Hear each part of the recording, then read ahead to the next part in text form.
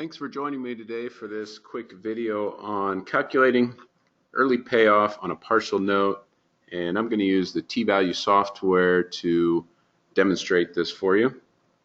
My name is Marcus Malika and I work here at Time Value Software, and I've worked a lot with note investors over the last few years and got to know a lot about the business and how the deal structures work and how to help individuals calculate their yields or create amortization schedules for the various deals that they're working on.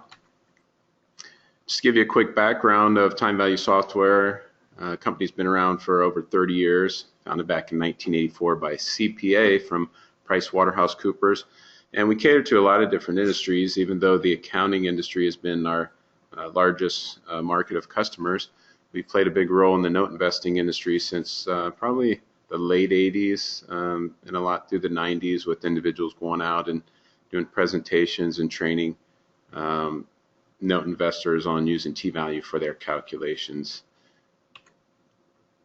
Just to give you some little example of some of the individuals in the industry that I've been fortunate enough to meet and realize that they have been using T-value software over the years. I'm sure you might be familiar with some of those names as well. And going through and talking to individuals in this industry, I tend to get a lot of questions with regard to calculating payments and yields and whatnot. And lately I've been getting a few questions particular to what I'm going to go over today. And a few of those questions are: can I create a Schedule A to determine what is the actual amount left on the note I am purchasing?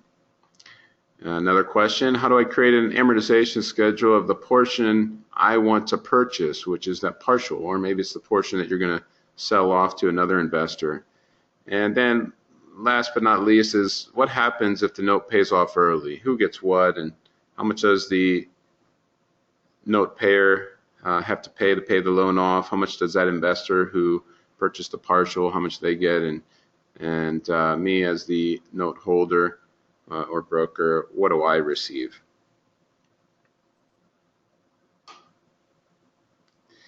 Now, one of the wonders of the note business is the ability to invest in notes with little or no cash of your own using the partial or tail end structure. So as the questions I receive here is, what happens when the note pays off early? Let's say, for example, my goal is to build cash flows for the future for my own retirement. However, over the next several years, I want to not only build up an annuity stream of cash flows in the future, but to generate cash flow to purchase notes by selling off partials. What often may occur in some of these note payoffs where there's an early payoff is that it provides me a lump sum of cash earlier than expected, and then I can use that to reinvest into other cash flows or pools of notes that I might be looking into. So there's going to be pros and cons, I guess, to a lot of these scenarios, but here's one example that'll give you a summary of what's going to happen in a scenario that you might have for yourself. Now, working through this example, I'm going to use the T-value amortization software to create these schedules and determine the early payoff amounts for both the investor and for the note seller, as well as how much the note payer needs to pay.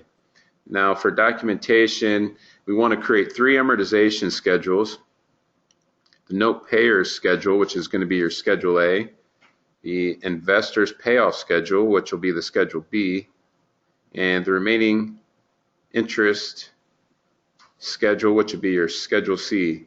Now, these amortization schedules not only welcome negotiation, but provide accurate amounts to be paid out in the event of an early payoff. So at any point in time, you'll be able to see what that payoff is, and primarily in vanilla account situations, these are where people paid the accurate amount of the payment on a monthly basis over a period of time. If there were lump sums or irregular amounts paid, then you can recalculate what the schedule would be.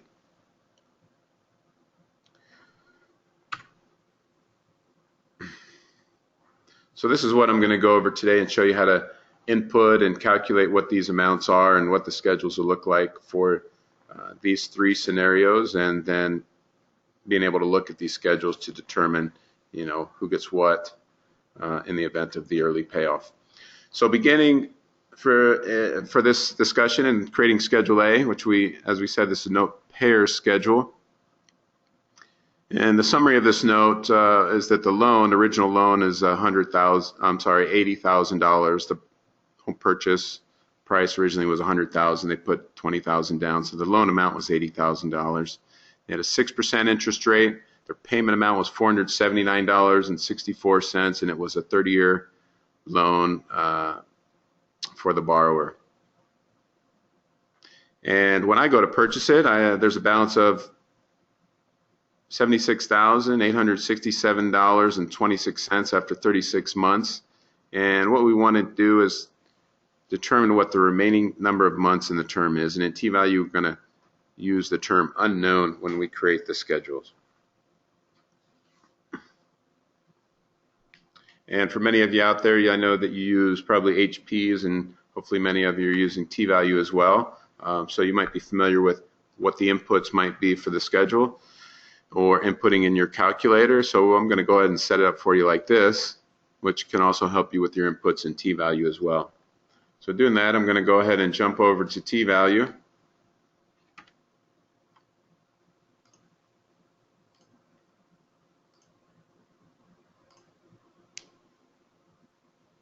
And I'm going to go ahead up here, as you see in the label field, I'm going to label this as Schedule A.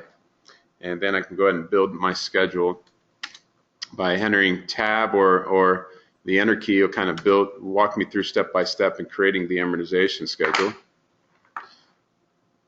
In the nominal annual rate, that's going to be our 6%. On line 1, when I tab down, it's just going to be a loan, and I'm going to put in the date to keep it simple as 1/1 of 15. And now I want to put in what the balance is when I purchase this schedule, or when I purchase this note, which is going to be $76,867.26. My payment amount is $479.64, and in T-value, want to put type the letter U, it'll say unknown in there, and that's the variable that I want to solve for. So when I go ahead and hit calculate, I get 324 months left to pay off this loan. Now, one thing to keep in mind is that oftentimes the series of payments in a full note do not amortize out exactly. Essentially, the last payment of the note may be slightly different due to rounding. T-value, there is an option in determining this rounding amount, and sometimes if you're going to click on the amortization schedule tab, or when the calculation is not complete, so to speak, you'll get a dialog box that'll pop up with a rounding amount. In this case, I can always click on the rounding amount. It'll tell me there's a small amount here, and if this amount is negligible, then it won't be allocated in the payment, but you can always click the rounding to get what that amount is. So I'm going to go ahead and solve for that so it amortizes out fully, and I'll just go ahead and add it to my last payment of $479. So essentially look like this. Of 324 payments, my last payment is going to be slightly different, and it just makes it a little more accurate as I go through and solve for my variables in the future schedules.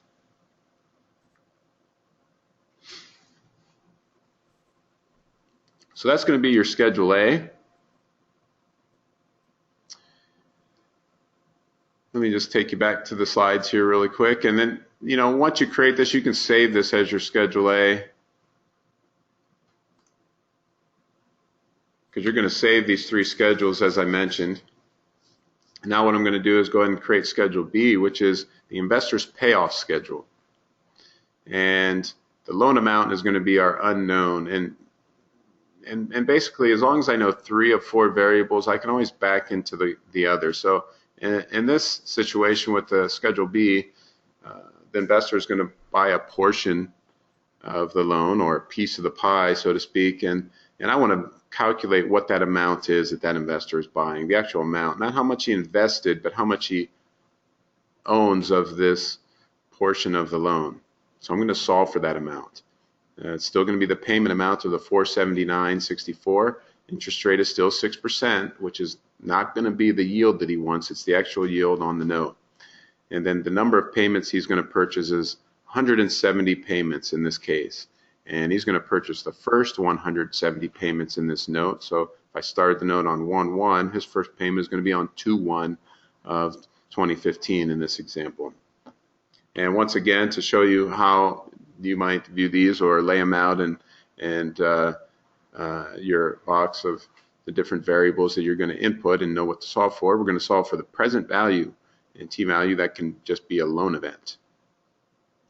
So let's go over to t-value and go ahead and input this Schedule B. All right, and in most cases I can go ahead and click New. I have a couple windows open here, so I'm going to go ahead and select my Schedule 2, which is Schedule B, Note Investors Payoff Schedule. Again, if I start here in the label field, I'm going to go through and build the schedule. I know that my 6% is the one variable that I have. I'm going to move this back to 1/1 of 15. Oops. And we're going to solve for this variable, which is going to be our unknown. I'm going to tab down to the second line. So that first payment of those 170 are going to be on February 2nd. Payment amount is $479.64. And the investor is going to buy 170 payments with his last payment on 3/1 of 2029. So if I own a total of 324 payments, this investor is buying 170. I will start receiving the payments again on 4/1 of 2029. All right, and I get the tail end of the note. So if I go ahead and hit calculate, now this amount here, the $54,840.01, is the piece of the pie that this investor owns beginning on day 1. So then I can go ahead and save this as my Schedule B. This also might be what you provide to that investor for their keeps. Now, as we go through and create these 3 schedules, I'm going to show you what I suggest and offer to individuals is just creating a master schedule, which is going to be a spreadsheet that I create in Excel, which is the Schedule A and B together, and then the remainder interest, which is the Schedule C, essentially showing what I would get in the event of an early payoff throughout that 170 months.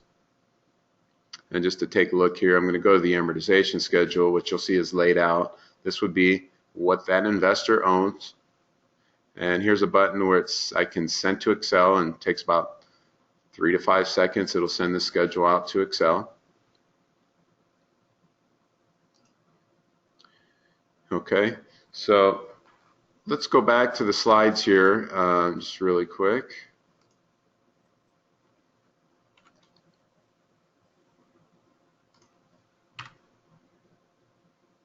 All right, so now we have the scenario here. We want to create the remainder interest schedule. So we've got Schedule A, we've got Schedule B. We want to create the Schedule C, which is the remainder interest. And there are a couple ways to go about doing this. One is solving for the loan amount in t-value, which I'm going to show you, and that loan amount would be our unknown. And still the payments would be the same, the interest rate is the same, the number of payments would then be the tail end of the payment. So the investor bought 170, which means I have 154 payments that I get at the tail end. And the key factor in creating this schedule is putting the accurate dates in which those payments come in. My inputs would look like this. And as I said, the important thing is knowing what those dates are.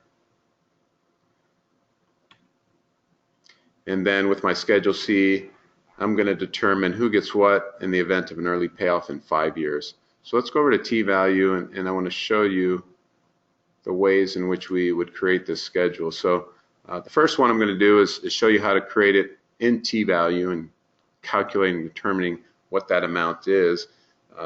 And the Schedule C would be the remainder interest, which comes back to me as the note holder or seller, with not so much what the investor is going to get, but just what I'm going to get. So I've got this one set up here. And the key here is at the end of the 170, my payments start coming back to me. The tail end payments start coming back to me April 1 of 2029.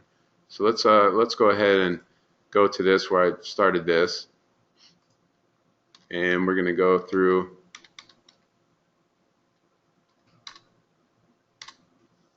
and we're going to start this out. Let's just use our date here when this note started. Okay, I'm going to make this my unknown because that's the variable we're going to solve for. Okay, my payments on the tail end begin 4/1 of 29. And just to show you back, I'm going to take you back here real quick because on the note investor schedule, those 170 payments, the 170th payment is on 3/1 of 2029, which means on 4/1 of 2029 is when I start getting those payments back, the tail end of this note that I will receive as the note holder or seller. So we want this date to be 4/1 of 2029. We're going to put in the amount of the 479.64, and we're going to put in 153 payments because our last payment is slightly different. So let me just go back here really quick, which is 479.90. And I can even use this schedule here to create my schedule C, just to make sure I get the accurate amounts in. But I know this is 479.90, so I'm going to go back. Now I'm going to input that right here. Okay, so 153 payments of 479.64, and then one last payment with that rounding amount that was allocated in the last payment. Our note is at 6%. Sorry about that. And our unknown is the loan amount or the present value. So if I go ahead and calculate that, I will receive in the event of, I'm sorry, let's move this up. So let's say this pays off in 5 years. I'm going to move this up 5 years. And I'm going to resolve for this. And I'm going to hit calculate.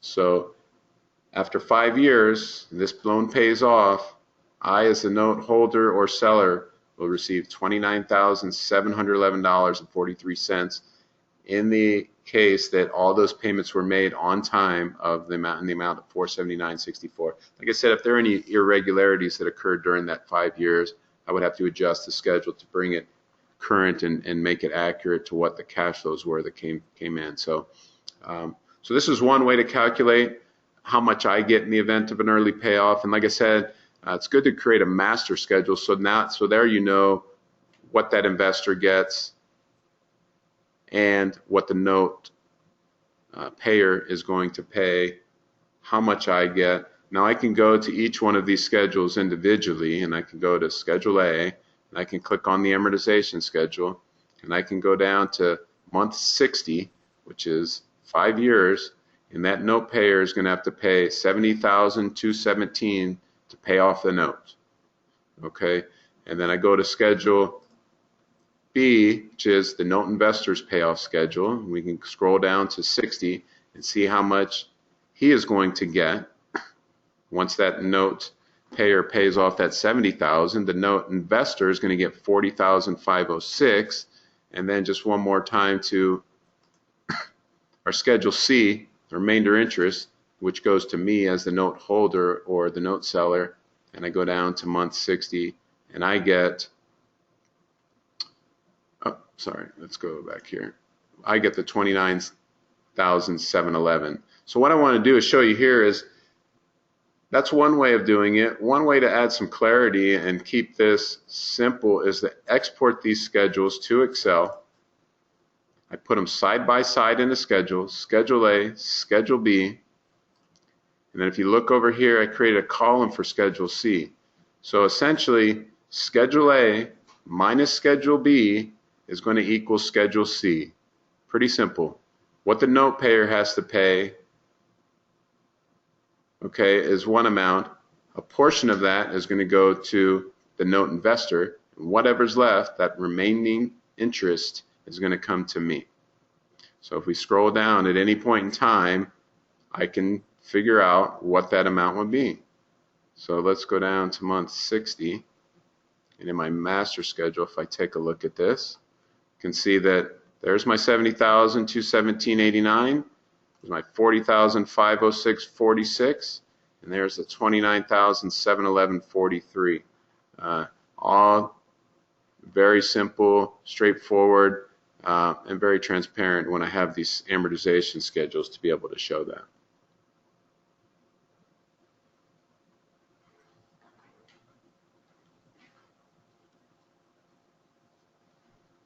All right, so let me go back to our slides here just to kind of summarize what we did.